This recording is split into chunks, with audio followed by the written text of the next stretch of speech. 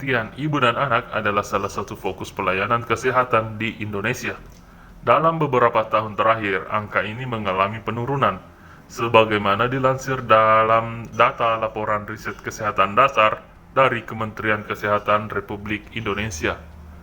Kehamilan penting diperhatikan terkait keselamatan nyawa ibu dan juga bayi yang dikandungnya. Salah satu insiden yang bisa mengancam nyawa ibu adalah perdarahan saat kehamilan. Hal tersebut bisa membahayakan terlebih jika perdarahan tersebut masif, karena bisa memicu gangguan sistemik pada tubuh yang membahayakan ibu dan janin. Perdarahan ini bisa disebabkan oleh perkembangan janin yang abnormal dalam rahim atau plasenta yang tidak menempel dengan baik dengan dinding rahim. Salah satu tindakan yang dilakukan untuk mengeluarkan sisa jaringan dari rahim adalah kuretase, agar perdarahan bisa dihentikan dan mencegah resiko lebih lanjut.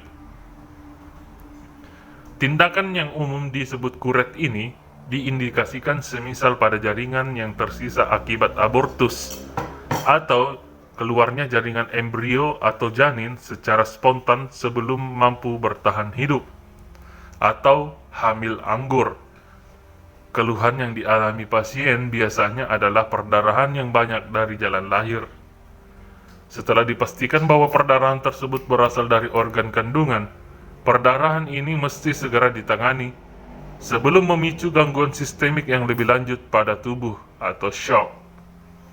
Begitu pula sisa jaringan dalam rahim yang tak segera dievakuasi juga bisa memicu infeksi rahim.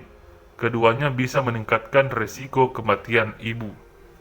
Secara teknis, kuretase atau kuret dibagi menjadi dua metode, yaitu kuretase hisap dan kuretase tajam. Metode ini disesuaikan dengan kondisi ibu, jaringan yang akan diambil, dan ketersediaan fasilitas kesehatan. Biasanya, setelah dilakukan kuret, ada darah yang masih sedikit keluar akibat tindakan medis tersebut. Bagaimana status darah perempuan yang usai dikuret itu? Kuret adalah tindakan mengeluarkan jaringan dari dalam rahim baik dengan alat hisap atau sejenis alat pengerok jaringan di dinding rahim.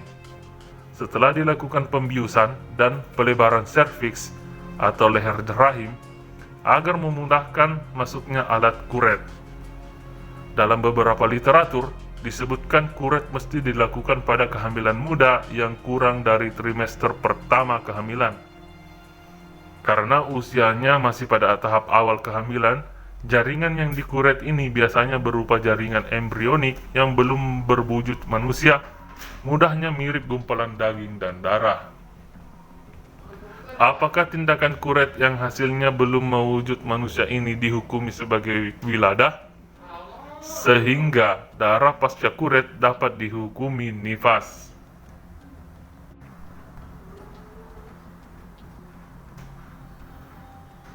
Alaqah, gumpalan darah yang keluar dari jalan lahir, ditetapkan memiliki hukum sebagaimana melahirkan, sehingga diwajibkan mandi, boleh tidak berpuasa, dan darah yang keluar setelah itu dianggap sebagai nifas. Dan demikian juga mudiga, gumpalan jaringan yang padat. Dengan demikian, darah yang keluar pasca tindakan kuret termasuk darah nifas juga.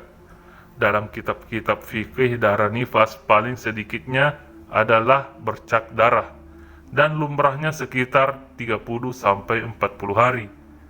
Darah keluar pasca kuret biasanya terjadi hanya beberapa jam atau sekian hari saja.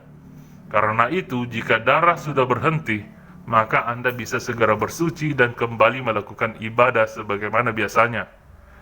Meski begitu, kapan seseorang pasca kuret diperkenankan untuk hamil lagi? Mengenai hal ini mesti dikonsultasikan ke tenaga medis terkait mengingat ada ketentuan dan waktu penyembuhan sebelum perempuan yang dikuret diperkenankan hamil lagi. Tidak semata darah berhenti lantas segera merencanakan kehamilan lagi. Ulama mungkin berbeda pandangan tentang darah pasca kuret, mengingat pada masa itu teknologi deteksi kehamilan belum seperti sekarang. Saat ini dengan alat USG misalnya, adanya pertumbuhan jaringan di rahim bisa segera dideteksi, baik yang normal ataupun yang abnormal. Semoga kita senantiasa sehat. Wallahu a'lam bishawab.